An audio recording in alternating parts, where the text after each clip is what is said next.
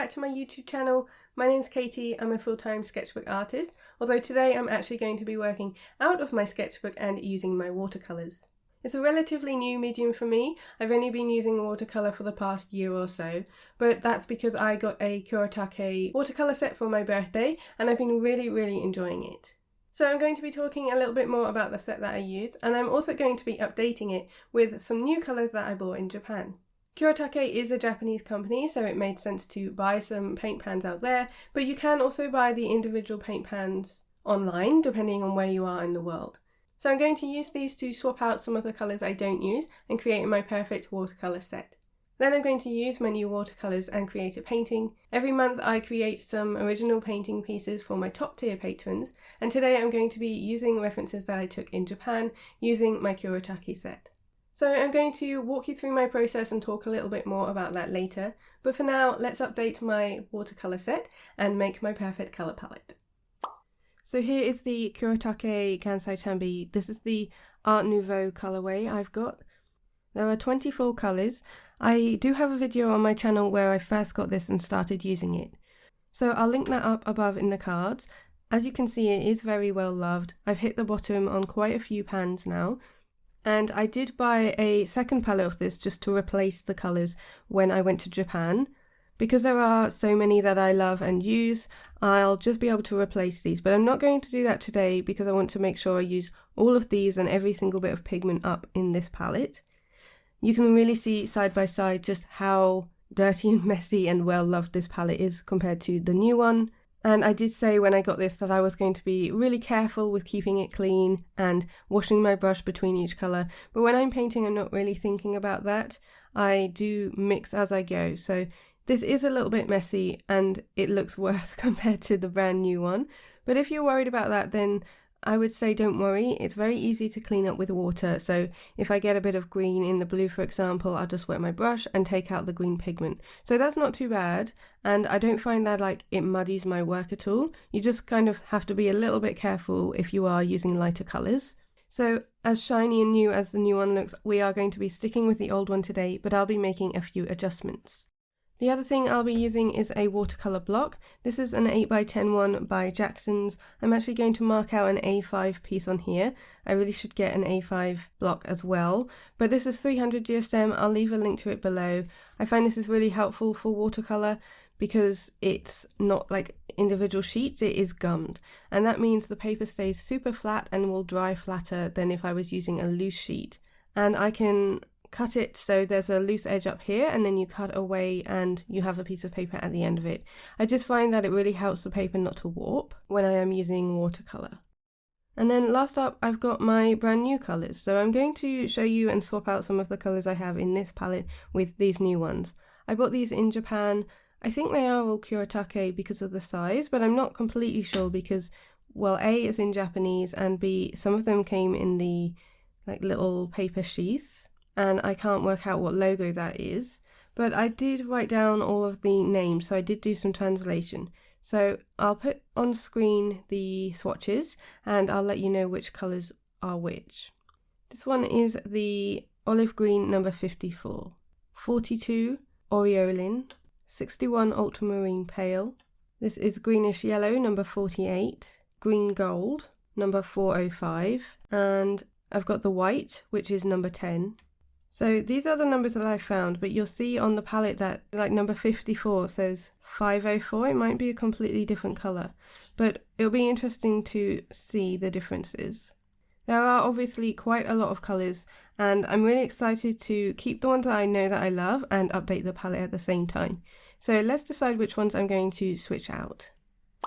So I did want to get a white. I'm absolutely certain this is going to get a little bit dirty.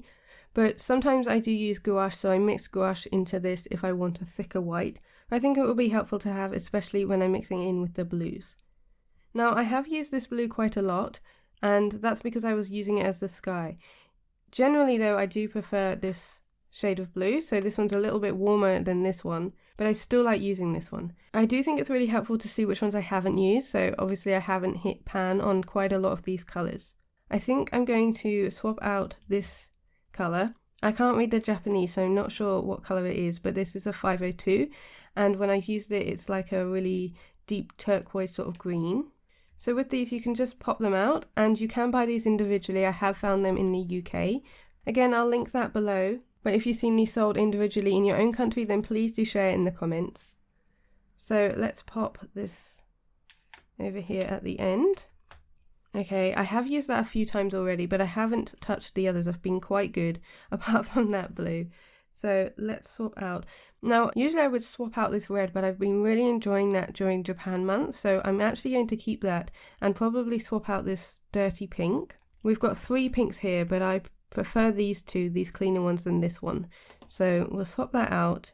And I also want to swap out a purple. Again, I don't use purple much, and there are 3 here. So I feel like this one will be a really nice red toned one, and this one's blue toned. So let's take out this middle one. I'm not putting in the other ones yet, just whilst I work out what order I want. Let's swap these here. And I'm going to put the purple in there. Okay, next up, let's see.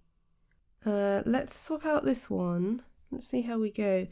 I do have quite a few browns here, but I think I'll swap out this one. Again, this is like a bluey green.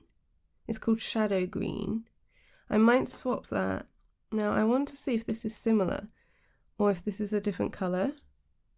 It says it's 54, and I don't know if that's the same as 504.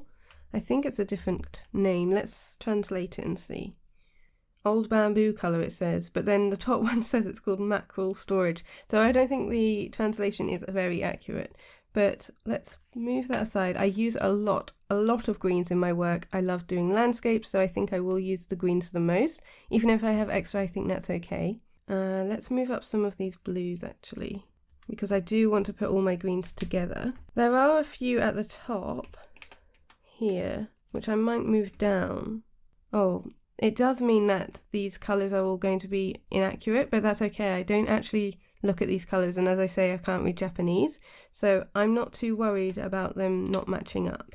So let's just go a little bit wild and move all of these around so I can put all my greens together. I think that makes sense, because generally I do mix in my green shades together and mix them up, so they're not always exactly the colour that they are in this palette. Let's put in our white. Let's put him in there. We've got this lovely yellow. I might put that next to the red actually. We'll put the white there. I'm really looking forward to using that yellow. Then we've got another blue. It's very, very satisfying having these like click in and just sit together. It's not hard to get out either. There is a little bit of wiggle room.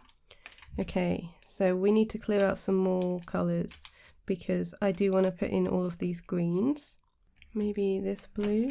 I'm still going to keep the other ones. I think they'll be really handy, like the turquoises, for seascapes and when I'm doing ocean scenes, but for now I think they are my least used, so I'd rather make room for some of these other ones. So this one I think is actually called saffron yellow, yeah, but I use it as a green. It's definitely got, I mean, I mixed in a bit more green tone, and to me it was always a greeny yellow. We've got green gold. Then this one is greenish yellow, and the last one is green. Oh, that one's green gold too. Okay, so that means that is the same colour as that, which does look quite different to me now, but it's really good to have. So I'm going to keep that back. I do have the greens as well as the duplicate set because I do use them so much, but that means we can put our blue back in. So let's put that one back in there just to have a different tone. Okay, there we go. So this is now my modified Art Nouveau set. So if I just put the other one next to it, you can see the differences. There we go. So you can see this one is now quite a lot different. I think the yellow really changes things. This one feels a bit more muted, and I really love all of these tones, but I'm excited to get a bit more use. There's a lot more greens here. As you can see, I've taken out quite a few of these turquoise blues. But I really like this. I'm excited to create with it. So let's paint a landscape. As I said, I'm going to do it on the watercolour paper, and I'll talk you through how I find these paints and what I like about my new modified palette. Okay, so here we go. There's my watercolour block and my newly modified palette. So one of the things that I haven't touched on in this video yet is the Kuretake Gansai Tambi paints in general. Gansai Tambi is the type of paint that it is, and I do find that it's quite different from other watercolours. I love how much is in the pans, but I also really love the vibrancy and the opacity. So here I'm using the white, which obviously doesn't show very well on the paper, but I really have enjoyed mixing this in with my blues and creating a really nice sky blue. I did mix in a slightly more turquoise one there, but you can definitely see that lovely tone blue at the top. It's like a light cobalt blue and definitely one of my favourite tones for the sky, so I know that that one is definitely going to get a lot of use and probably one I rebuy in the future. So I'm also using some of the colours that were already in the palette, so from the original Art Nouveau set, and just mixing them in as well as using all of my new paints. I'm really happy with my selection. I'm very happy with all the colour variation. I know that there were a few I did take out, and like I said, I will add those in depending on the subjects I will paint. Like I could always swap things out depending how I go, and I could also keep amending it. I think that's the beauty of these little pans, is that if I'm finding that there is one that I'm just not using as much as I thought, then I can add in something else. So I really like that they're adjustable and there are so many colours to choose from, so I think that's really helpful too. But for now, and with these paintings that I created for my top tier patrons, I'm really happy with my palette as it stands. So obviously I did put in quite a lot of greens, which you can see I'm mixing in here. I really like warm sort of olive toned greens, and I do find that having all those greens along the bottom rows really helps. I did sort of mix on the page for here, so I didn't actually use a paper palette. Usually I use my tear off paper palette sheets, but for these ones I found that I sort of mixed on the page and it worked really well. Especially with watercolour, I love that sort of blending effect, and so mixing on the page really works with that. But also I'm really happy with these colours, so some of them didn't need mixing. Often I mix my own greens using oxide of chromium gouache and then some yellows, but because I've got a huge array of green shades on my palette, I need to do that less, so I don't really need to mix things on a separate palette. I can just add them straight to the page, and I think they work really nicely together. I think there's a really good variety of greens here, so I'm really pleased. And then if I did want to mix other greens, then I can do so because I've still got the yellows and the blues and also red, which helps with my greens too. So I'm referencing a photo that I took in Hiroshima, so this was some really beautiful gardens. All three of the paintings that I did for my top tier patrons were referenced from Japan, and I'm really happy with how they look as a set as well. Obviously they are going to separate homes, but I think this would make a really nice triptych, and I will pop a picture at the end so you can see all of the paintings that I did, because I'm just showing you the one here. So here I am coming in with a mop brush.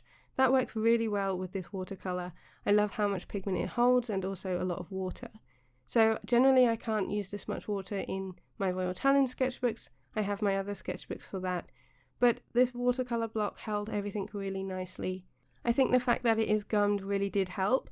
If it wasn't, then I think it would still have buckled. But just by letting it dry on this block, it meant that it didn't warp and I could cut it out later. So you can see I did put down the pencil line around the edge, and I cut this down once it was all fully dried and I was ready to send it off. So here I'm adding on the red. I was really happy to use that really vibrant red. I love that tone and I like how it looks with the green behind, but I didn't want it to mix in. So that's why I decided to let that dry. You can see I'm coming in here with some yellow, but I did have to wait for the red to dry and the other layer because I really wanted it a clean red.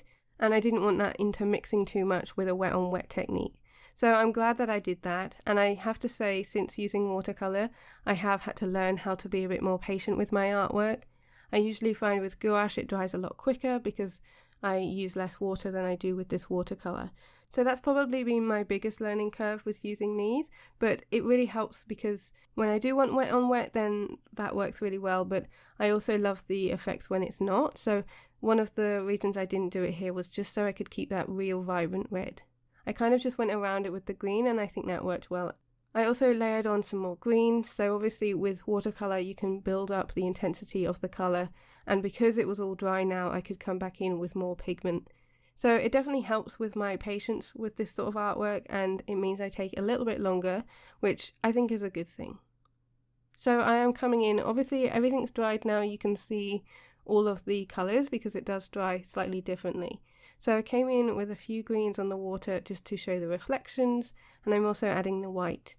it's still wet here, so it does dry a lot more transparent, so I do add on top of that in a minute. But for now I'm coming in with some more details. I'm using a round brush and just using the tip of it, so the tapered bristles, to add on some details here. This wasn't in the original reference, but it was from another reference from the garden, and I really liked the way that it looked with that red, so I kind of spliced things together and made this up a little bit from my two photos. So it wasn't actually like this in real life, there was like a little fence here, but I really like it with this red at the bottom. So here I am coming in with that white. If I wanted it to be super opaque, then I could have used my gouache, but I think having these couple of layers of the white worked well, and you can really see that colour there. And this one didn't sink in as much. I could keep going with this, but I was quite pleased with the effect. I also added on a bit more blue and just sort of softened that edge so that it wasn't too harsh. It does look different when it is dried, so that's the other thing I've been learning, that it's a bit of a different experience for me as generally a gouache painter, of learning that the watercolour can be a little bit unpredictable. But then I let that layer dry, and now I can come in with my coloured pencils. I'm using my favourites, which is the Caran d'Ache Luminance pencils, and I'm just coming in and adding on top. So this is where I highlight some details, I'm adding in some scribbles, and you can see the vibrancy of the watercolour here, so I can just layer on top absolutely fine, but I don't need to add much because the colour is already there. The colour is really doing a lot of the work, but the pencils add in a bit more contrast, and I can soften some edges, or I can add in smaller details that I didn't with my brush. So I'm just adding in some more blues, adding in highlights and where I want certain areas to shine, as well as details on the bridge. So I really like the effect here when I was defining the sides of the bridge and then coming in and putting in all the little lines for the stairs. This isn't, again, super accurate with the bridge. There was like a platform underneath that was held up by stilts, but I don't think it matters. I think you can take a reference and then it doesn't have to match that exactly. You can really make it work for you, and that's definitely what I did with this piece, especially with the red bushes at the front and then the bridge. It still gives the effect and the vibe of the garden, which is definitely what I was going for here. So now I've got my Neocolor 2 pastels. These are also Caran d'Ache, and I'm going for my go-to colours, as well as this Sahara yellow, which I wanted to use on the bridge. It probably should have been maybe a bit more of a warmer tone, but I think overall it works really nicely and just highlights some of the brickwork. I'm also using the sky blue shade, which is this lovely sort of periwinkle blue lavender shade, just to highlight some more of that water, and then I also finish off with some pink and some lemon yellow. But we are coming to the end of this, so I hope you enjoyed watching this video and seeing this painting come to life. I'm really happy with it, as I am with all of the pieces I painted with my new set, which again I will leave a photo of here. So thank you so much for watching. I'd love to hear what you think down below in the comments, and if you've used Kuretake watercolours before, and if there's any colours that you recommend, because I can keep adding or amending to this palette. A big thank you to my patrons for their support, and I will see you next Sunday in my new YouTube video. See you later!